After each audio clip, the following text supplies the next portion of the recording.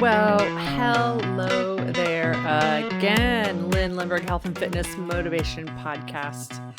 Today, I want to talk to you about kind of a fun conversation I've had recently with a bunch of my different students, a bunch of different times, because we do, currently 9 online group fitness classes a week. And we go 45 minutes, and then I just keep the line open. I keep the Zoom call open for folks to just shoot the breeze, share stories, share what's going on. And one interesting recurring theme that's been coming up is that concept of not wanting to go to exercise, dreading it, feeling like, I just don't want to do this. And then getting there. And by the end of the class, having energy and feeling great and feeling like, oh my gosh, I'm so glad I did this. I'm so much more full of energy, even though I just expended a bunch of energy. Isn't that interesting? Yes, it is really interesting. And that's why this fits with our More Energy series in a really big way. So I wanted to just bring this onto the podcast because sometimes expending energy gives us energy. And I went down this whole rabbit hole of wanting to really do more of the science, biology behind exactly what happens with energy in our body. And, when you increase your oxygen levels, your brain thinks more clearly and your neurons, blah, blah, blah, blah, right? But then I was like, nah. nah. But if you're looking for more energy, here's something I found interesting. Is when we aren't using our bodies, when we aren't moving, when we are sedentary, we all know it is completely indisputable that we have negative health impacts and that they increase the more we are sedentary. We know that. In fact, for all the things on the planet that we don't agree on, politics, religion, what side of the road to drive on in which country, like of all the things we don't agree on, everybody on the planet agrees exercise is good. And that's a really interesting thing I find. But here, I don't know why, but I just kind of geeked out and realized I wanted to read this one interesting paragraph as far as what happens to the body when you are sedentary and you live a sedentary lifestyle. It's kind of heady. It's really thick. But I don't know. It made me giggle. So imagine me reading this and just being like, oh my gosh, this is quite a paragraph. So here we go. This paragraph I'm about to read to you comes from the National Institute of Health.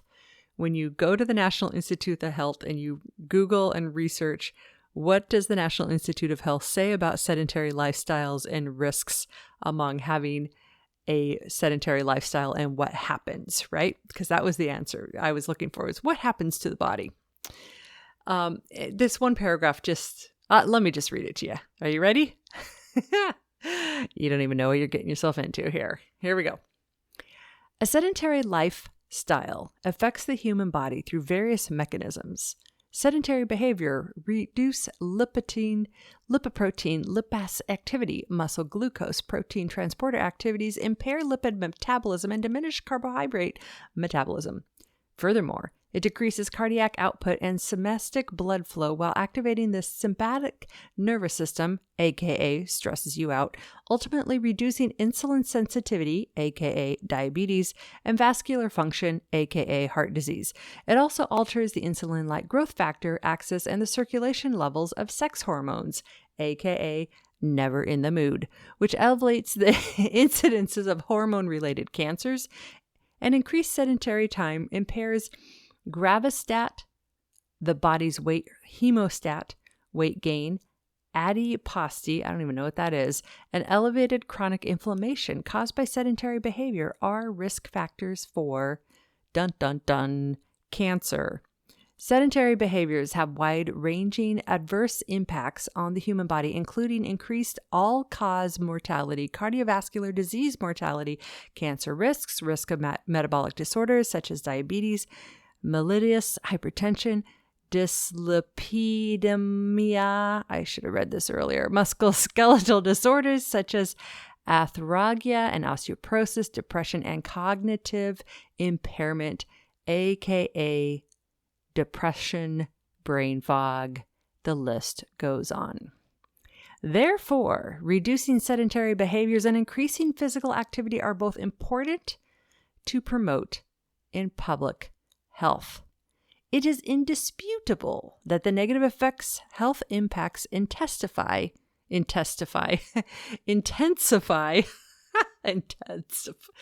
Okay.